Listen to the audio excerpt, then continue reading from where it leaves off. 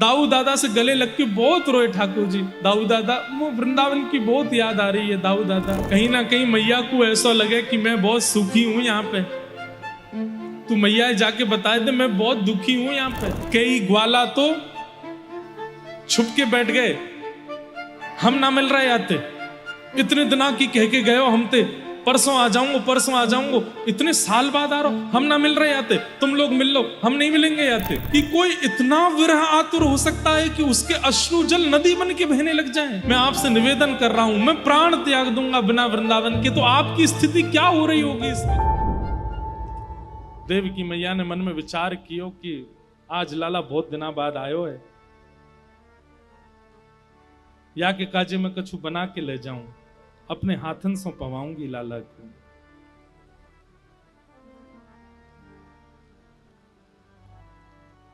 जैसे ही मैया सामग्री लेकर के गई, सामग्रियों में थोड़ा सा मक्खन लेकर के गई, और जैसे ही लाला के सामने जाकर के थाली रखी, लाला आजा मेरी गोद में बैठ जा, आज मैं तो पवाऊंगी, बहुत दिन आएंगे, मैंने तो कभी पवाया नहीं अपने लाला को।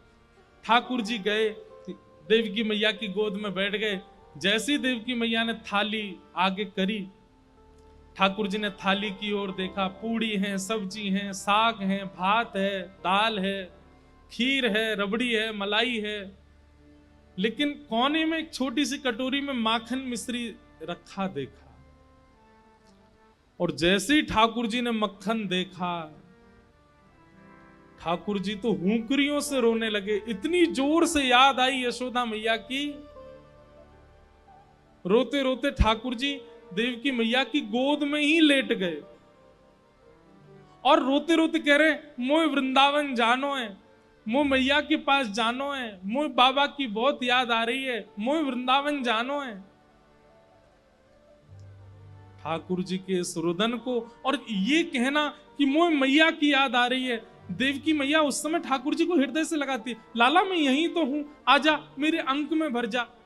तो ठाकुर जी चिल्लाते, नहीं मोए मैया पास जानो है। तो देव की कोई अनुभव होता है कि ये यशोदा को याद कर रहे हैं। देव की मैया तो उसी समय उठ करके वहां से चली जाती है, और बाहर जाकर के वसुदेव जी से कहती है, संभालो आप, वो बहुत रोता है, उसको यशोदा की याद आती है। मैं ही अभागा हूं, मैं ही दुर्भाग्यशाली हूं, मुझे कभी प्रेम करने का अनुभव नहीं मिला कृष्ण को। वो आज भी यशोदा को याद करता है। कृष्ण की रुदन को सुनकर के बलराम जी दौड़े अपने कमरे से, और दौड़ करके कन्हैया के कक्ष में गए। दाऊ दादा से गले लग के बहुत रोए ठाकुर जी। दाऊ दादा, वो वृंदावन की बहुत याद आ रही है, दाऊ दादा आप ले चलो ना मुझको, वृंदावन ले चलो, मैया के पास ले चलो। ठाकुर जी ऐसे हट कर रहे हैं जैसे कोई जिद्दी बालक करता है।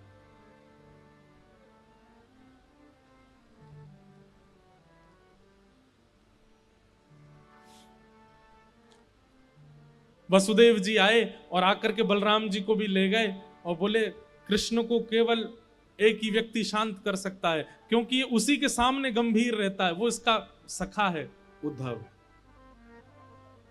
उद्धव सखा मथुरा आने के बाद बने ठाकुर जी के। ये भगवान के साथ गुरुकुल पढ़ने भी गए थे। उद्धव को जाकर के वसुदेव जी बोले, उद्धव तुम समझाओ, तुम्हारी बात मानता है कन्हैया। और श्री उद्धव जी महाराज ठाकुर जी के कक्ष में गए। भगवान रो रहे हैं। उद्धव कहते हैं, कृष्ण आप क्यों रो रहे हैं? ठाकुर जी कहते हैं, उद्धव मोह ब्रज की बहुत याद आ रही है।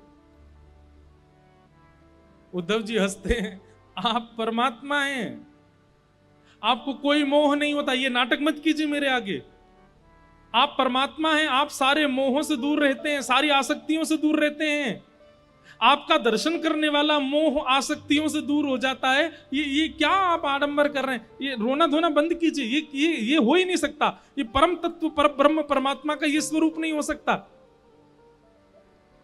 उद्धव वेदों की ऋचाएं सुनाने लगे, परमात्म तत्व का वर्णन करने लगे।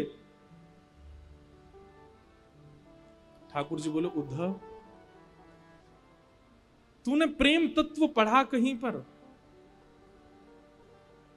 उद्धव जी बोले नहीं, बृहस्पति गुरु जी ने प्रेम तत्व के बारे में तो कुछ नहीं बताया। और प्रेम तत्व है क्या? ये धर्म अर्थ काम मोक्ष चतुर्विध पुरुषार्थों के आगे प्रेम की क्या चलती है? ठाकुर जी बोले इसीलिए तेरे मुख से ज्ञान प्रकट होता है उद्धव, क्योंकि तू अभी तक प्रेम का अधिकारी नहीं हुआ। प्रेम ऐसा जान बेसन का लड्डू है, नवरत्न है, सुंदर खांड है, सुंदर घी है, लेकिन उसमें मिश्री नहीं है। तू वो है, तू वो लड्डू है जिसमें बेसन भी है, नवरत्न भी है, सब कुछ है, लेकिन मिश्री रूपी प्रेम नहीं है अभी तेरे पास।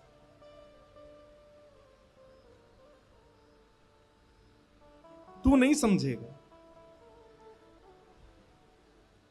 उद्धव मेरा एक काम कर, ये सब बहस की बात नहीं करनी है। मैं अगर वृंदावन गया तो मैं वापस नहीं आ पाऊंगा, मैं तो नहीं जाऊंगा, पर तू एक बार चला जा और बस देख के आ जा कि ब्रजवासी कैसे हैं, मेरी यशोदा मैया कहां बैठी है, नंद बाबा क्या कर रहे हैं, गोपियां क्या कर रही हैं, मधुमंगल श्रीदामा मेरे सखा, उनको एक बार देखा और मैं तुझे पत्र लिख के दूंगा, वो उनको दे आना, बस इतना काम तू मेरा कर दे। उद्धव जी बोले इसमें कौन सी बड़ी बात, मैं चला जाऊंगा। ठाकुर जी कह रहे हैं उद्धव तुझे कैसे जाना है, क्या करना है, सुन ले। उद्धव मेरी मैया से जा कही, मेरी मैया से जा कही, तेरो लाला दुख पावे, मेरी मैया से जा कही, मेरी मैया से जा कही। उद्धव कहीं ना कहीं मैया को ऐसा लगे कि मैं बहुत सुखी हूं यहाँ पे, तू मैया जाके बताए थे मैं बहुत दुखी हूं यहाँ पे, और मेरे दुख क्या हैं। बंधु ठाकुर जी ऐसे ऐसे दुखों का वर्णन कर रहे हैं जिन दुखों को सुनकर के सामान्य व्यक्ति को हंसी आ सकती है। ठाकुर जी कह रहे हैं कोई न मुख धोवे ताते जल, अचला पहुंच सवारे मैया, मुख धोवे ताते जल, अचला पहुंच सवारे। उद्धव तुझे पता है यशोदा मैया मुंह को नवा में ना है।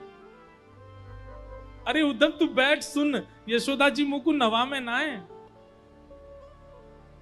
तो पता कहा करें नेक्स्ट सो लाला है मेरो, या कुछ सर्दी जुकाम है जाएगी, और मैया यों के ज्यादा नवा धुबा के तैयार करके रखूंगी तो जो गोपी नजर लगा देंगी, तो या हमारे मैया मुंह को नवा में ना है तो क्या करें पता है, तातो जल नेक नेक गुनगुनो जल, और वहां में अपनी साड़ी बोर के वो गीली है जाए, वहां तो मेरा मुंह पहुंच दे, मेरी आंख पहुंच दे, मेरे हाथ पहुंच दे, मेरे पाम पहुंच दे, मेरी छाती और मेरा पेट पहुंच दे, बस हफ्ता में 2 हफ्ता में 1-2 बार ही नहावे को अवसर है, बाकी मैया मुंह को नवावे ना है। पर यहाँ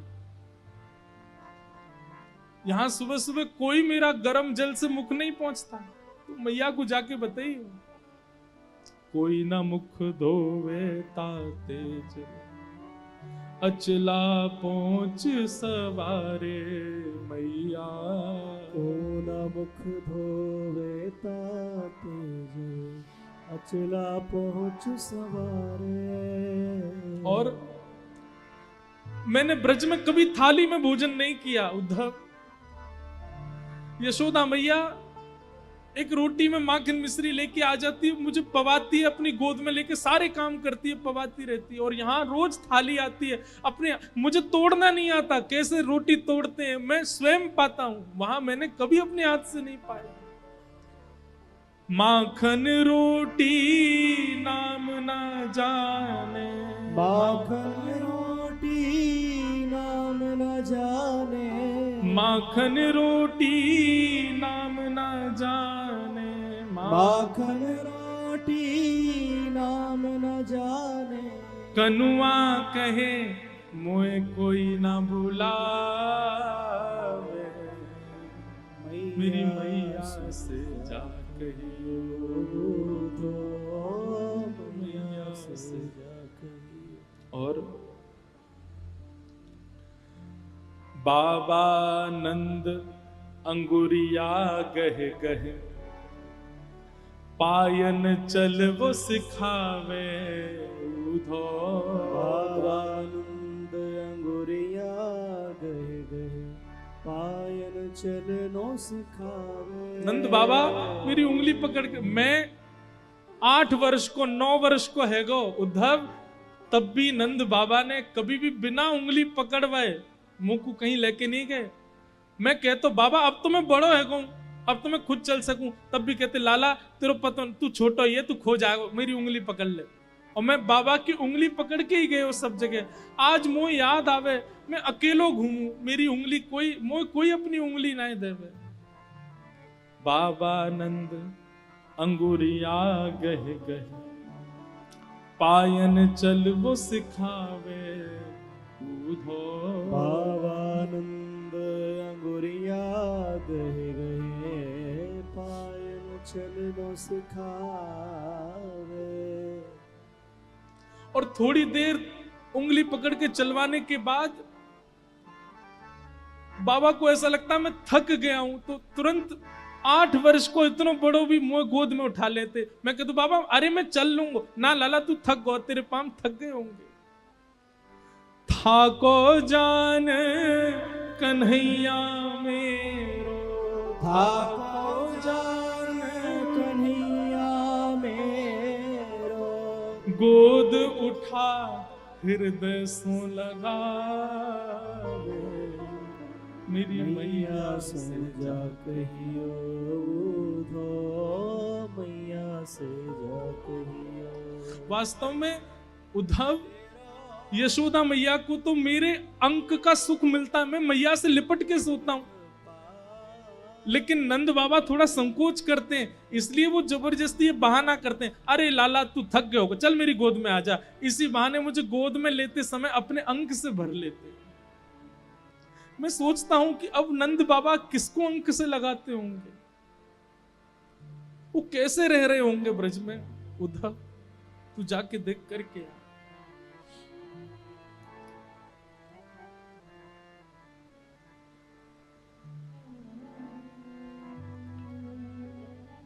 गहर जान जाओ धो, आज ही जाओ ब्रज में, आवत है मोहे याद गोपिन की, आवत है मोहे याद गोपिन की, गैया यूं रम्हावे, मेरी मैया से जा कहियो,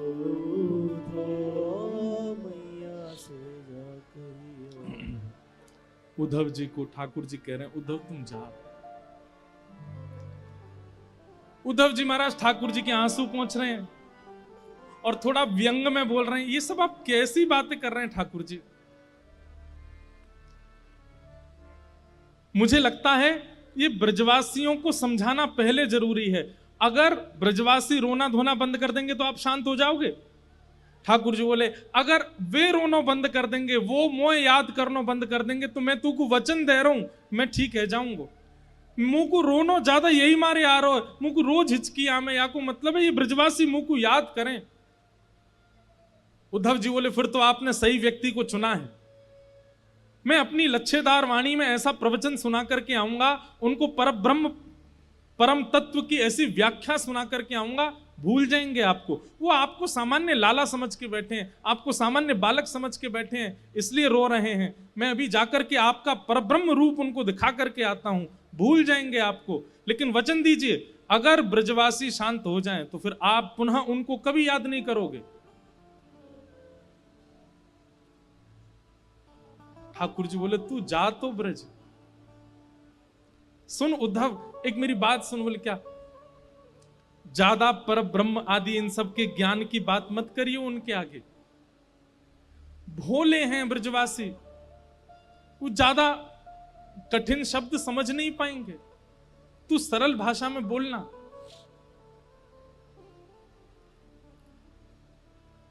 उद्धव बोला आप मुझे मत समझाइए, मैं अपने स्तर पर देख लूंगा, जाता हूं, शाम तक लौट के आता हूं।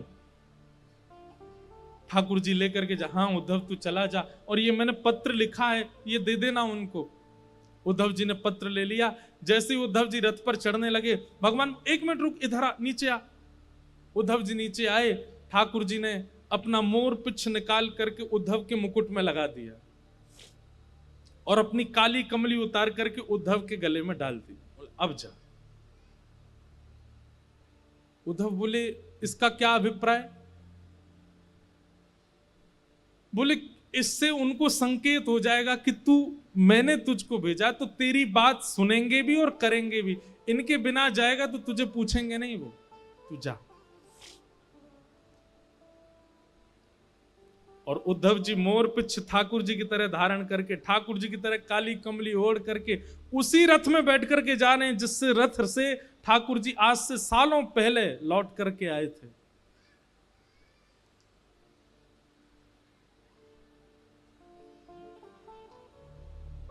यहां ब्रजवासियों की स्थिति ऐसी है कि रोज मथुरा के मार्ग पर जाकर के बैठ जाते हैं, प्रतीक्षा करते हैं कि आज श्याम सुंदर आएंगे, आज श्री कृष्ण आएंगे।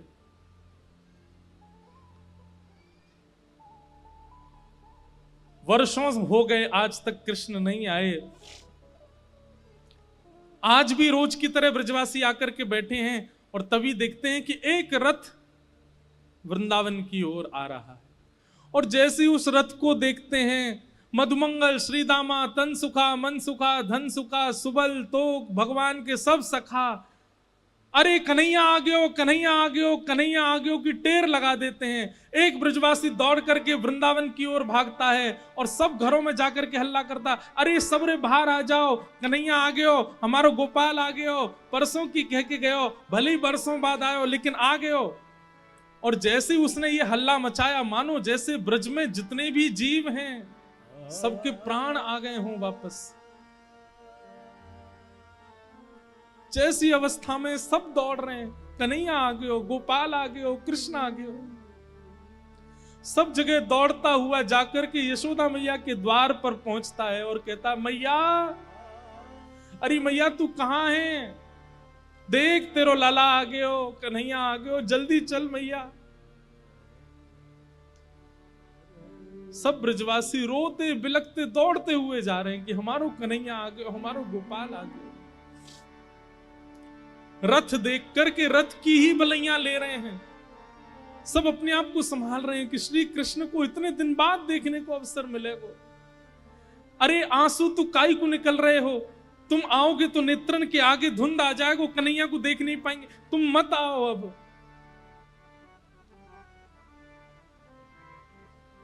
कई ग्वाला तो छुप के बैठ गए, हम ना मिल रहे आते, इतने दिना की कह के गए हो हम ते, परसों आ जाऊंगा, परसों आ जाऊंगा, इतने साल बाद आ रहा हो, हम ना मिल रहे आते, तुम लोग मिल लो, हम नहीं मिलेंगे आते।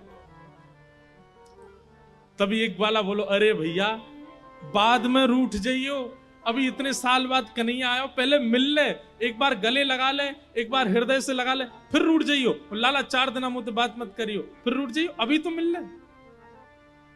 तुरंत वो अपना क्रोध छोड़ देता, बोले हाँ सही कह रहे हो, पहले मिल लूं फिर नाराज झेलूंगा। दौड़ करके सब ब्रजवासियों ने उस रथ को बीच मार्ग में ही रोक लिया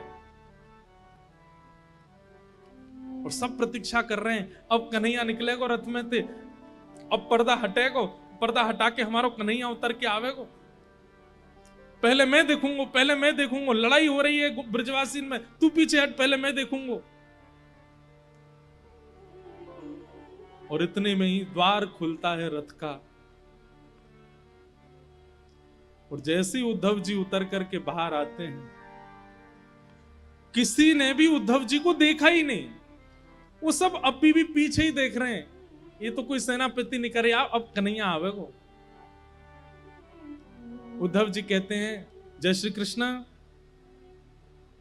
ब्रजवासी कह रहे हैं भैया जय श्री कृष्ण, इतकू आ जाने, लाला आ रहो हमारो। उद्धव जी कह रहे हैं मैं आप लोगों से बात करने आया हूं, मेरी बात सुनिए। बोले तेरी सुन लेंगे भैया, इतकू आ जा, लाला आ रहो हमारो।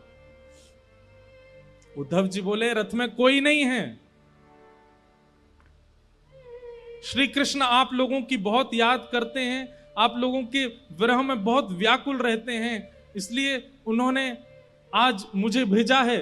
मैं पत्र लेकर के आया हूं उनकी तरफ से, उनका अनन्य सखा उद्धव। ब्रजवासी बोले, कहा कही तेने, कन्हैया ना आयो ना, वो नहीं आए हैं, मुझे भेजा है उन्होंने पत्र लेकर के, आप लोगों की याद में कुछ लिखा है, वो लिख के भेजा।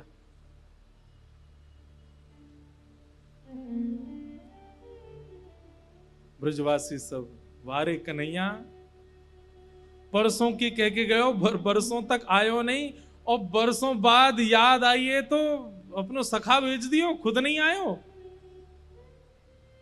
और मधुमंगल श्रीदामा बोले, भैया ये कन्हैया ये अच्छे थे जाने कि हम पे अक्षर पढ़वे नहीं आवे, तो पत्र लिख के भेजो है। अरे ये पत्र के द्वारा यानी कोई संवेदना नहीं, यानी ये बतावे की कोशिश करिए कि वो पढ़ो लिखो है। अरे हम पे तो पढ़ो ही नहीं आवे, तो फिर लिख के कहा भेजो माने। कई ब्रजवासी तो वहीं मूर्छित हो गए जब सुना कि श्री कृष्ण नहीं आए। बंधुओं, ये वैज्ञानिक बात भी है कि अति सुख और अति मात्रा में कष्ट एक साथ यदि हृदय में आता है तो व्यक्ति अनकॉन्शियस हो जाता है। कितने ब्रजवासी तो वहीं मूर्छित हो गए जब सुना कि कृष्ण नहीं आए।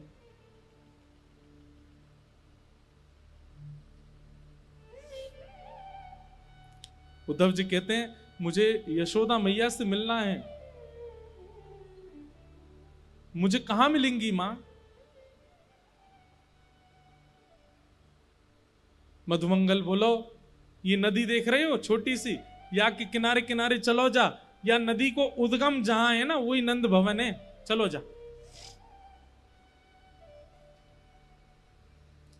उद्धव जी महाराज बोले, नदी का उद्गम भवन से? नदी का उद्गम तो पर्वत से होता है, नदी का उद्गम तो किसी वन से होता है, भवन से नदी का उद्गम?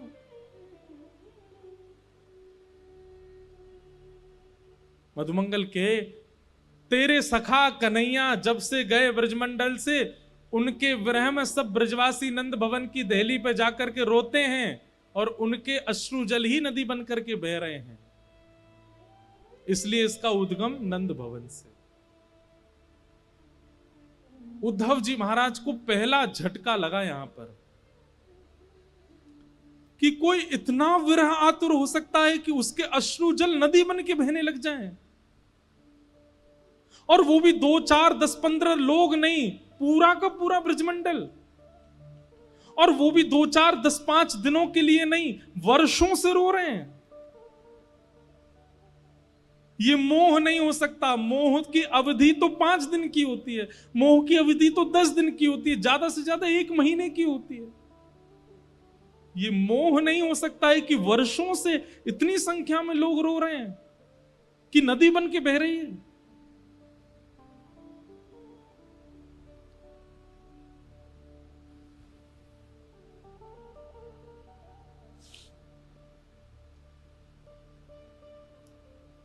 अद्भुत है। उद्धव जी महाराज नंद भवन पहुंचे। मधुमंगल ने जाके कही, मैया बढ़िया भयो तू नहीं आई, लाला ना आयो, वहां को सखा आयो, या ते मिल ली हो, मैं तो जा रहा हूं। और उद्धव जी को वहां छोड़ करके मधुमंगल चला गया।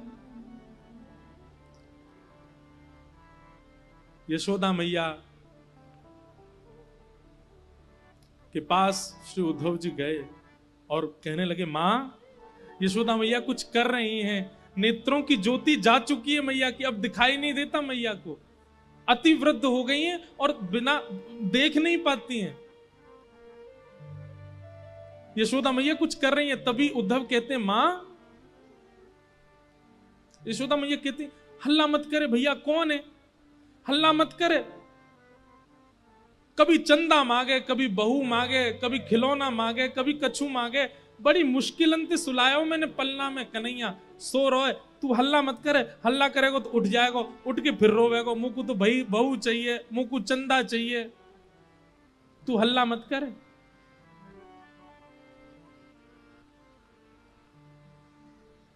उद्धव जी कहते हैं कौन सो रहा है मां पलना में? यशोदा जी कहते हैं मेरो लाला कन्हैया सो रहा है। उद्धव जी कहते कहां है, दिखाना। मैं दूर से देखूंगा, उठाऊंगा नहीं। मैया उठ करके जाती, उद्धव का हाथ पकड़ती, बोले चल मोह ले चल, मोह तो दिखे ना, मैं तो ऐसे दिखाऊं। और लेकर गई, देख जे कमरा में पलना धरो बोला जई मैं सो रहा। बड़ी मुश्किल, कल तो यो करो मुझको बहू चाहिए, आज यो करो मुझे चंदा चाहिए, रोज कछु कछु मांगतो रहे मोते। बड़ी मुश्किल अंते सुलायो है।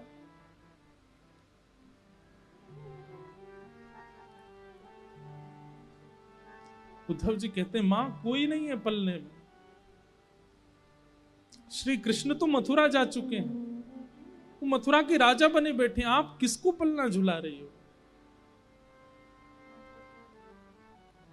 ये सुनकर के यशोदा मैया को याद आ गया और तुरंत गिर पड़ी वहीं और रुदन करते करते बोली अरे मैं भूल गई।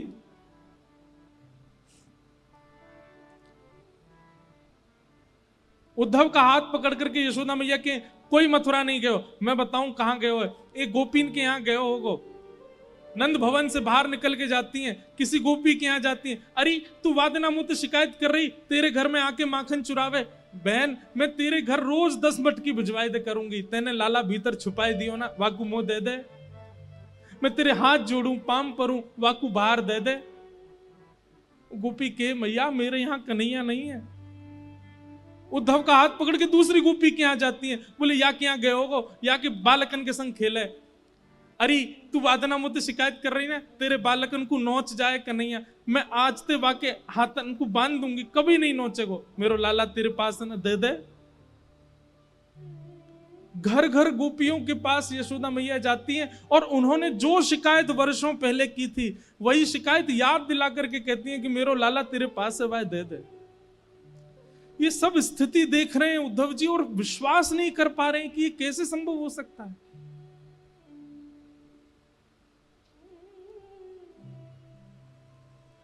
अद्भुत प्रेम है ब्रजवासियों का।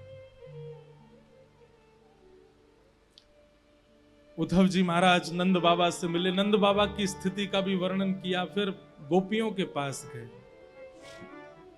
असंख्य गोपियां बैठी हैं, बीच में किशोरी जी बैठी हैं और वहां भ्रमर गीत गाया गोपियों ने। उद्धव समझाने आए हैं ये जान करके गोपियां एक भौरे को केंद्र में लेकर के उद्धव को संकेत करते हैं।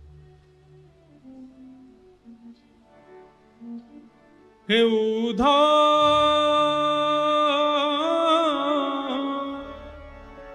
मत आइयो समझाने जाके, कांटा लगे सो ही जाके, कांटा लगे सो ही जाने। जाए बसे हैं दूर बिरज से, भेजते हैं संदेशा। हम गोपीत राह तकत हैं, रूप हो गया कैसा। अरे अगर हम पे दया नहीं आई तो यशोदा मैया पे तो दया करी होती कन्हैया ने। पथराई मैया की अखियां, दर्शन उसका पाने जाके, कांटा लगे सो हे उद्धव उद्धव मत आइयो समझाने जाके, कांटा लगे सो ही जाने। गोपियों ने उद्धव जी महाराज को ज्ञान उपदेश किया, प्रेम उपदेश किया और 6 महीने बीत गए उद्धव जी को ब्रज में। ठाकुर जी से कह के आए थे शाम को आ जाऊंगा। 6 महीने निकल गए उद्धव जी को वृंदावन में, और 6 महीने बाद उद्धव जी की स्थिति ऐसी हो गई, बिना रथ के पैदल ही गए वृंदावन से। और ठाकुर जी के चरणों में बड़ी बड़ी दाढ़ी हो गई है, मूछें हो गई हैं, जटा जैसे केश हो गए उद्धव जी के, पहचान में नहीं आ रहे किसी के। और ठाकुर जी के चरणों में जाकर के मथुरा में कहते हैं, मैं आपसे केवल एक चीज की भीख मांग रहा हूं श्याम सुंदर। भगवान के उद्धव ये क्या हो गया तुझे? बोले केवल एक वस्तु दे दीजिए। बोले क्या? मुझ सहित वृंदावन चलिए और वहीं बस जाइए, वहां से कहीं मत जाइए नाथ। मैं आपसे प्रार्थना करता हूं, मैं अपना ज्ञान यमुना जी में धोकर के आ गया हूं।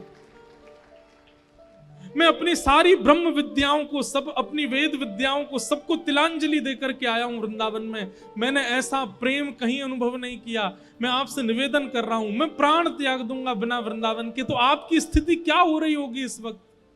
यशोदा मैया, नंद बाबा, गोपियों, सबको मिलकर के आया हूं। मैं आपसे केवल एक चीज की याचना करता हूं, अभी वृंदावन चलिए। ये मथुरा आपके लिए नहीं है, वो द्वारिका आपके लिए नहीं है, वो ब्रह्मांड वैकुंठ आपके लिए नहीं है नाथ। आप वृंदावन चलिए। श्री किशोरी जी, सब गोपियां आपकी राह ताक रही हैं, चलिए ठाकुर जी। भगवान उद्धव को हृदय से लगा लेते हैं। उद्धव, मुझे अब इतना प्रिय लग रहा है तू, क्योंकि तेरी वाणी में प्रेम बोल रहा है। अब तेरी वाणी में बुद्धि नहीं है, तेरी वाणी में हृदय बोल रहा है। मुझे ऐसा लग रहा है कि मेरे सामने उद्धव नहीं, साक्षात वृंदावन, साक्षात यमुना जी और साक्षात ब्रजवासी एक मूर्तिमंत रूप धारण करके मेरे सामने खड़े हैं। उद्धव, मैं यही चाहता था कि तू ब्रज को अपने अंदर धारण करके आ।